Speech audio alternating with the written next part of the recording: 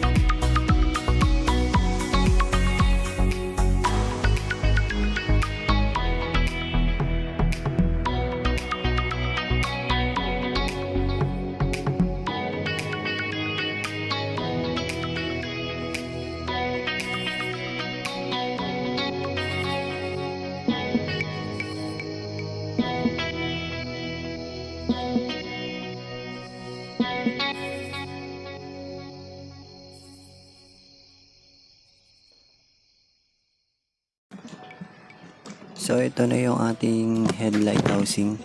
Bale, itong ating video to ay continuation lang or sineparate video ko lang siya para dun sa ating kinlas na fairings. So hiniwalay ko lang yung paano kalasin yung ating headlight para dun sa mga gustong magkalas ng headlight lang, hindi kagaya nung ginawa ko na kinalas yung buong fairings. So sa headlight kasi may tornilyo siya. Ito, tinanggal ko na siya. 1, 2, 3, 4, 5, 6, 7. Bali 7 yung tornilyo nakakabit dito. Tatanggalin nyo lang naman yan. Tatanggalin nyo lang yung mga tornilyong yan para mabunot nyo to, tanggal na. So ito yung ating headlight, madumi pa to, lilinisin pa rin natin to gamit yung ating BS1. Then itong loob napunasan ko na yan ng BS1, so kahit pa paano malinis na, pati yung labas. So ito yung ating headlight, lilinisin pa natin to. Hindi ko lang siya, ito yung sakit ng ating ilaw, hindi ko to tinatanggal kasi sinisilip ko siya dito. Hindi ko makita talaga kung nasan yung ilaw niya eh. Parang yun yung nakabaon dun sa loob, parang nakapatong lang. So hindi naman kasi siya ang pagkaagawa niya, hindi kagaya ng ating mga halogen bulb type na headlight na natatanggal. Ito kakaiba. So dahil siguro LED, hindi ko na lang siya kakalasin, lilinisin na lang to, then babalik na natin yung ating headlight. So tamang linis lang muna ulit.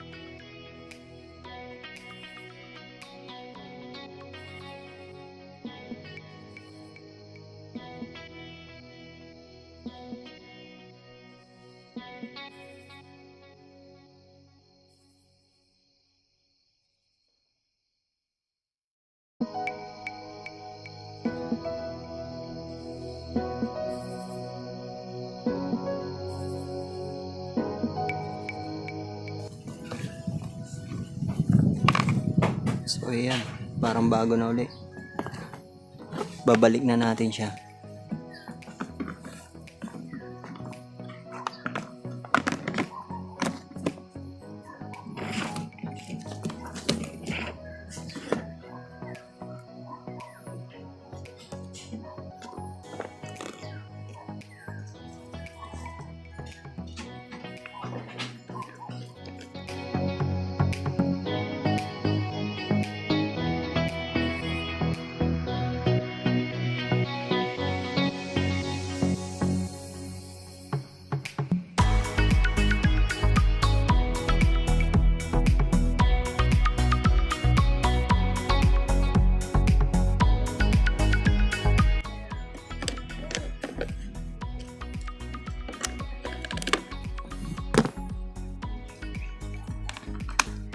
So yun, okay na. Babalik na lang natin siya.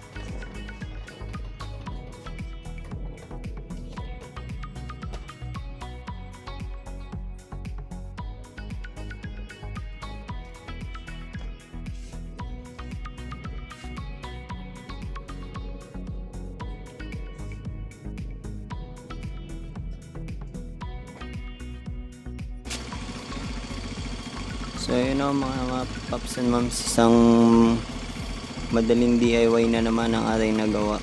Napakasimple lang. Kung gusto nyo kalasin yung headlight cowling nyo para linisin, hindi ko lang talaga siya kayang pakialaman yun nasa loob, kasi wala naman ako masyadong alam kung paano kalasin yung mismong headlight assembly. Mahirap na, baka masira yan. So yun na nga, tamang linis lang, and yan, may natutunan na ulit tayo. So yun, maraming salamat. Please like and subscribe and click the bell icon para marami pa po tayo matutunan na DIY. So DIY is good. Ciao.